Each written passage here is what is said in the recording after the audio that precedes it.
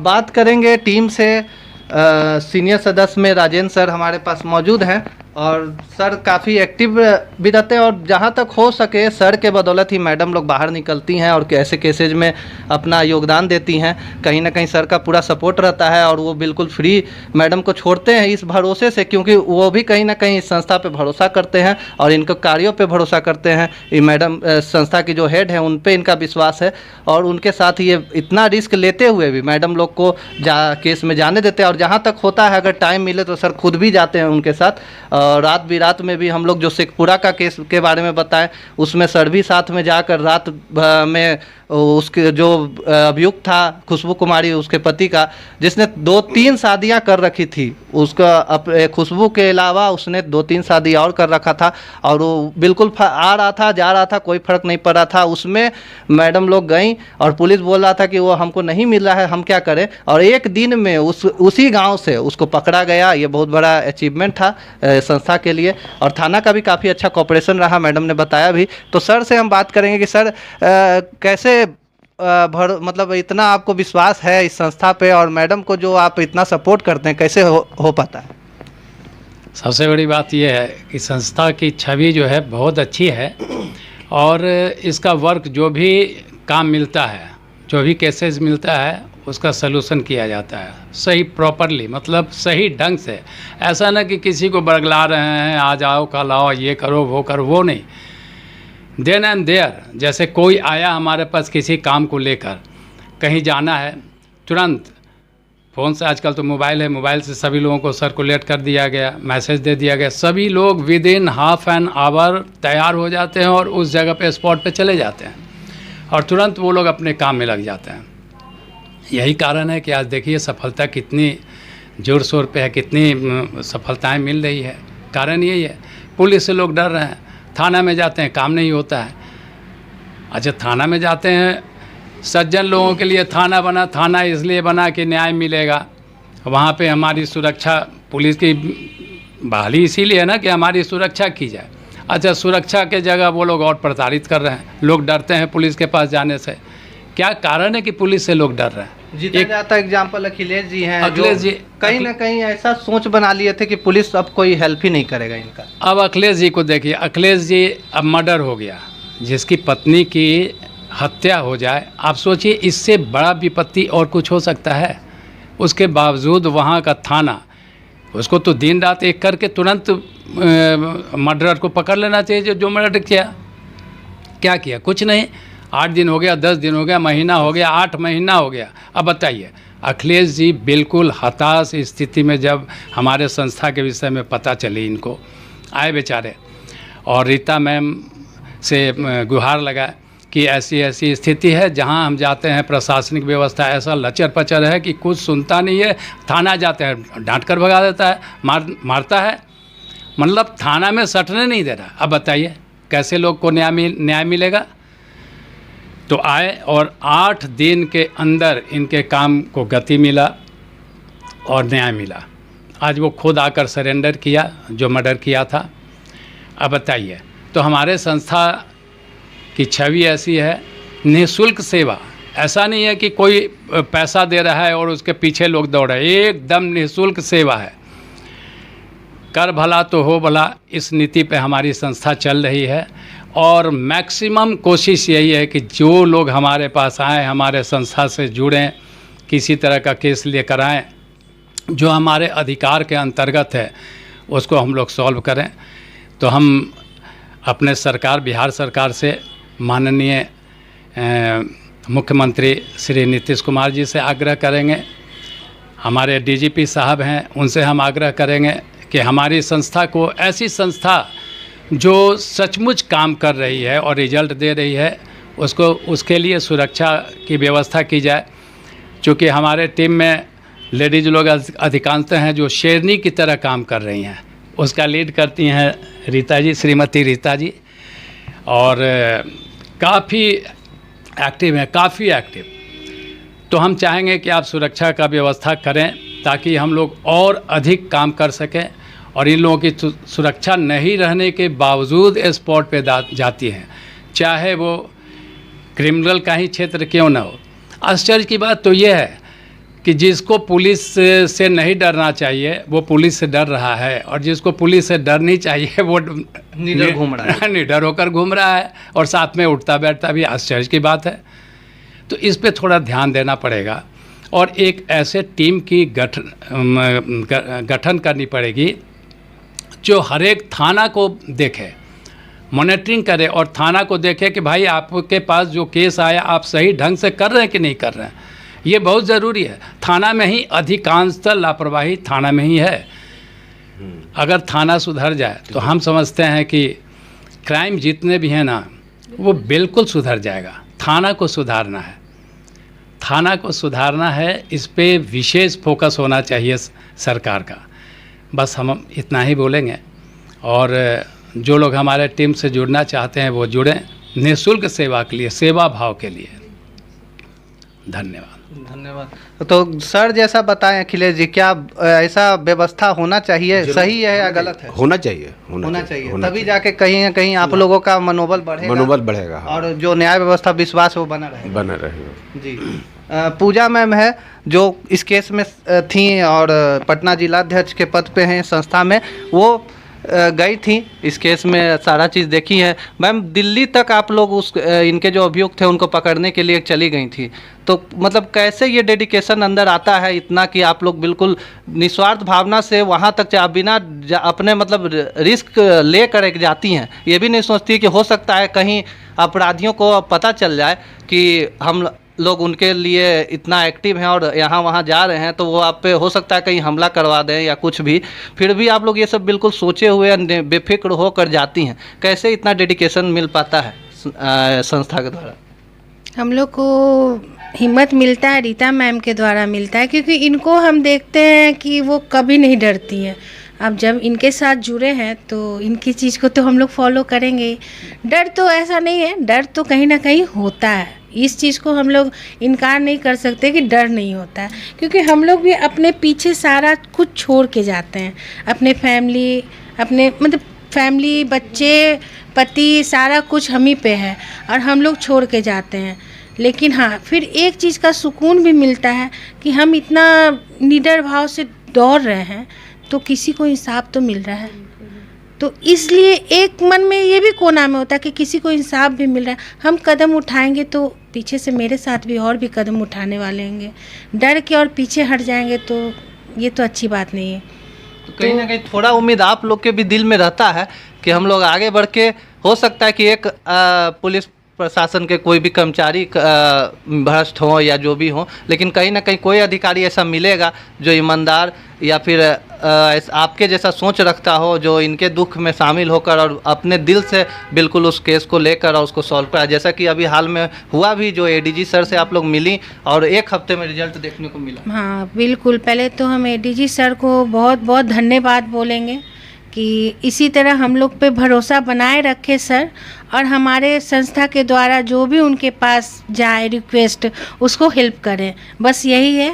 और इतना अच्छा रिजल्ट सर के द्वारा आया कि हम लोग बता नहीं सकते कि कितना खुश है। हम लोग के लिए बहुत बड़ी सफलता है, और सबसे ज़्यादा तो सफलता है ही, लेकिन अखिलेश जी को न्याय मिला, उनको जो सुकून मिला उसके लिए हमको, मतलब मेरी भी नींद जो है वो बहुत अच्छी हो गई, और उनकी नींद तो उड़ी हुई थी कि उनका दिन रात का चैन। वो यहाँ तक हताश हो चुके थे कि हम लोग से जब बात कर रहे थे, हम लोग जा रहे थे गया, तो उस समय बोल रहे थे कि अब हम ना छोड़ देंगे, जो बहुत परेशान हो गए। तो हम लोग बोले क्यों छोड़ दीजिएगा, देखिए ना छुट्टी ले लेके जाना पड़ता है, सो ये अपना बेचारे बोले कैसे पैसा कट जाता है, ये वो बहुत कुछ बोले। फिर हम लोग बोले कि नहीं हताश मत होइए, हम लोग तो जहाँ भी आप कहिएगा हम लोग पीछे लगे हुए हैं आपके द्वारा, ऐसा नहीं है कि आप हताश नहीं हुई। लेकिन ये हताश हो गए लास्ट में। ये जब दिल्ली से आ रहे थे तो रीता मैम से ये शेयर किए कि अब नहीं होगा तो हम आत्महत्या कर लेंगे। ये शब्द सोचिए किसी आदमी के लिए कितना बड़ा है कि कोई आत्महत्या क्यों कर रहा है, क्यों? आप सपोर्ट नहीं कर रहे तो ना, आपको इतना सैलरी मिल रहा है, आपको इसका शपथ लेके आप इस चीज़ में आ रहे हैं कि हम कानून का ये हैं, रक्षक हैं, ये करेंगे वो करेंगे। आप ही भक्षक बन गए हैं तो कौन करेगा कोऑपरेट? तो हम लोग जैसा संस्था तो आएगा ही ना आपके पीछे। ऐसा नहीं हम हर थाने को भी बदनाम नहीं करेंगे। जैसे करंडे थाने का बात बता रहे थे कि जो खुशबू केस में वहाँ हम गए, बहुत कोऑपरेट हुआ, बहुत ज़्यादा कोऑपरेट हुआ। जिस तरीके से करे किया। हाँ किया, जिस तरीके से किया डर से किया या मन से किया, लेकिन किया, कोऑपरेट किया। प्लस आपको एक ये अभी सासाराम का एक केस में हम लोग गए, वहाँ तो थाना प्रभारी हम लोग के साथ मतलब जिस तरह उलझा, तो जब हम लोग भी थोड़ा ये हुए तो उसका नॉर्मल हो गया, फिर साथ साथ लगा। ऐसा नहीं है कि नहीं करता है, लेकिन हाँ थोड़ा हम लोग को भी ये। और वहाँ सासाराम का भी केस को हम लोग एक दिन में सॉल्व किए हैं। 24 घंटे के अंदर में केस सॉल्व होना, जो आप सालों से बिगाड़े हुए हैं, 24 घंटा के अंदर कैसे वो सॉल्व होता है? इसका जवाब तो आप हमको दीजिए, क्यों होता है? ये बहुत बड़ा सवाल है और व्यूअर से भी हम चाहेंगे कि वो भी सोचें और अपने कमेंट को रखें हमारे चैनल पे कि जो मैडम लोग कह रही हैं क्या उनको सही लग रहा है या गलत लग रहा है, और प्रशासनिक व्यवस्था को जिस तरीके से वो देख रहे हैं क्या वो फील कर रहे हैं उसको बताएं, ताकि और भी लोग इससे जागरूक हों और जो जिनका मनोबल टूट रहा हो वो कम से कम थोड़ा बचे और सुधारा जा सके जो भी गलती है, कमियां हैं। बिल्कुल यही है, हम लोग को रिक्वेस्ट है प्रशासन से कि इसको सुधारे और आगे ऐसा ना हो। क्राइम पे थोड़ा रोक हो, थोड़ा नहीं पूरा रोक हो, सॉरी थोड़ा तो नहीं बोलना चाहिए, क्योंकि क्राइम बिल्कुल नहीं रुक रहा है, बिल्कुल नहीं। आप सोच रहे हैं कि माँ है जो अपनी बच्ची को भेज रही है बाहर पढ़ने के लिए, जब तक बच्ची 2 घंटे के अंदर घर में नहीं आती है तब तक माँ का ध्यान लगे रहता है कि मेरी बच्ची ठीक होगी कि नहीं होगी। कहीं सुरक्षा नहीं है। बच्चे जा रहे हैं कुछ खेलने ही जा रहे हैं, शाम में खबर आ रहा है आपके बच्चा को तो ये हो गया, आपके बच्चे को तो वो ले गया। ये सब क्राइम है, इसको रोकथाम होना चाहिए, बहुत ज़रूरी है। जो कैमरा आज मतलब लगाया गया चालान काटने के लिए या गाड़ी पे हेलमेट पकड़ने के लिए गाड़ी के कागज, वो कैमरा अगर किसी के घर पे मर्डर करके अपराधी भाग जा रहा है वहाँ जांच करने के लिए लगाया जाता तो सही में क्राइम कंट्रोल होता। लेकिन इतना बड़ा घटना हो जाता है, एक बुजुर्ग के पत्नी के साथ उनकी हत्या कर दी जाती है और लोग भाग के सीधे एक स्टेट से दूसरे स्टेट चले जाते हैं और कोई कैमरा और कुछ उसको कैप्चर नहीं कर पाता है, वो ट्रैक नहीं हो पाते हैं पुलिस के द्वारा। और सरकार सोचती है किस चीज़ पे, तो बाइक पे 3 लोग नहीं बैठेंगे, हेलमेट लगाना ज़रूरी है, और जबकि यहाँ पे लोग जान से मार कर और फरार हो जा रहे हैं। छोटे मोटे मुद्दों पे ध्यान दे रही है, जबकि बड़ा मसला ये है कि जो अपराधी मर्डर कर रहे हैं, चोरी कर रहे हैं और आराम से निकल जाते हैं, वो कैप्चर नहीं हो पाते किसी भी कैमरे में या कुछ भी सीसीटीवी फुटेज में। लेकिन यहाँ जो आपने इतना एक्टिवली कैमरा लगाया है डबल हेलमेट के लिए या फिर ट्रिपल लोडिंग ओवर स्पीड के लिए, वो कैमरा एक्चुअल में काम करना चाहिए उन अपराधियों के लिए जो मर्डर करते हैं, चोरी करके भाग जाते हैं और बिल्कुल पुलिस कहती है कि ट्रैक ही नहीं हो पा रहे हैं। तो फिर ऐसे डिजिटल इंडिया से कोई, हमें नहीं लगता कि क्राइम कंट्रोल कभी हो पाएगा और लोग बिल्कुल क्राइम फ्री हो पाएंगे। क्या मैम? हाँ, ये बहुत अच्छा बात बोले आप कि मतलब जो कैमरा सही में हेलमेट के लिए लगाया जा रहा है, ये चालान काटने के लिए जो हो रहा है, ये बहुत अच्छी बात है, हम इसको गलत नहीं कहेंगे। मगर प्रशासन को और आगे भी सोचना चाहिए, हमारी सरकार को और आगे सोचना चाहिए कि मतलब इस तरह की व्यवस्था दिया जाए कैमरा का द्वारा कि इतने हर जगह पे क्राइम हो रहा है तो उस क्राइम को भी उसको नोटिस किया जाए और उसको कैमरे में कैद किया जाए कि अपराधी बहुत आसानी से पकड़ा जाए जो भी अपराध करते हैं। और कैमरा कहीं ना कहीं एक जैसे चालान में काम कर रही है कि लोग हेलमेट लगा रहे हैं अपने सुरक्षा के लिए, सुरक्षा तो खुद को देता है। एक नॉर्मल सा जैसे घटना देखा जाए तो मैम, कोई व्यक्ति अगर छोटा सा लोन ले बैंक से और लोन लेके वो ना चुकाए तो अगले दिन बैंक के अधिकारी या बैंक के जो भी कर्मचारी हैं उसके घर तक पहुंच जाते हैं उससे कर्ज उठाने के लिए।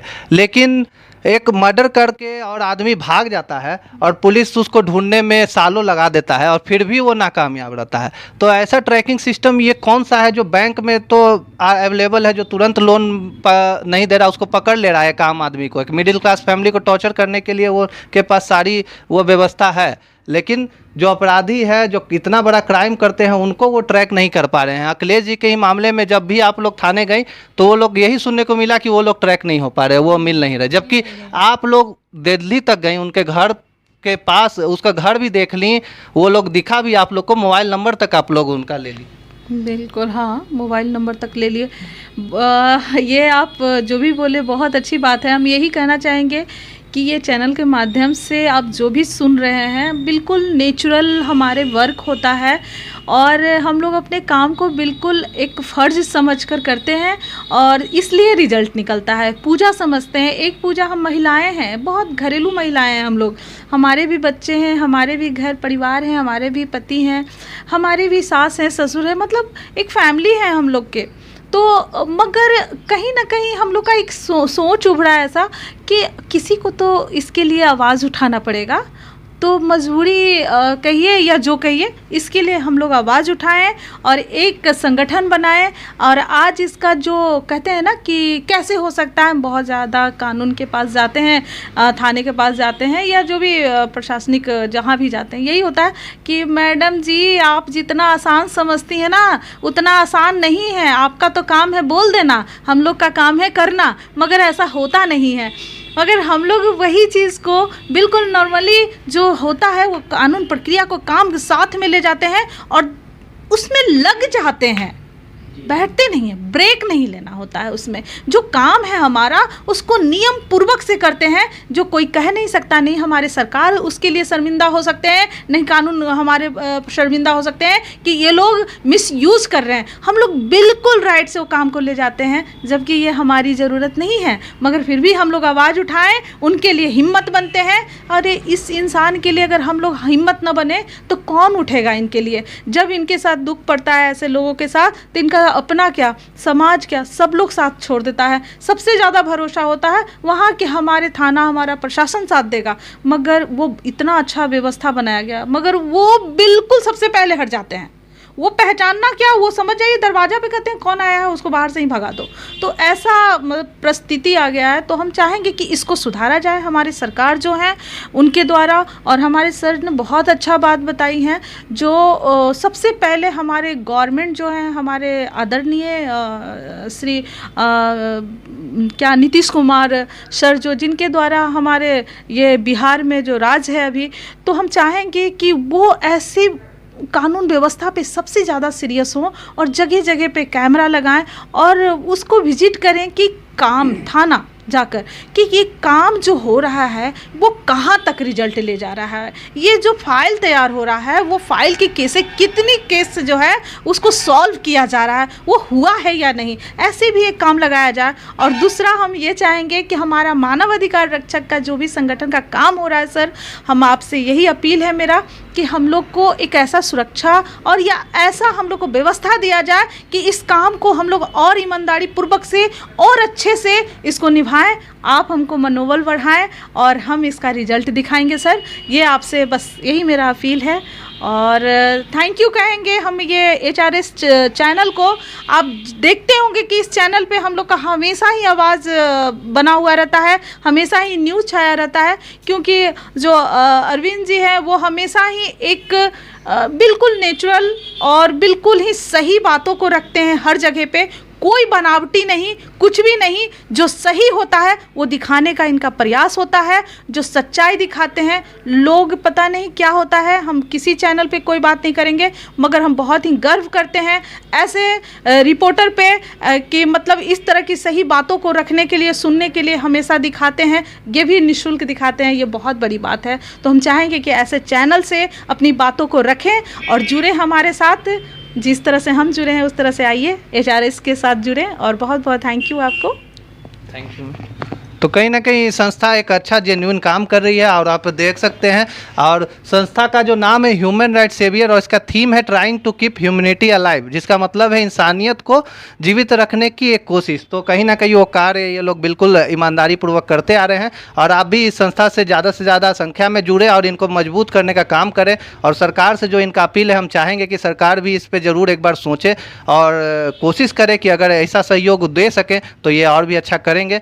और आपको हमारा न्यूज़ कैसा लगा और आप क्या सोचते हैं इस मामले को लेकर, वो अपना हमारे कमेंट सेक्शन में आप लोग ज़रूर बताएं। धन्यवाद।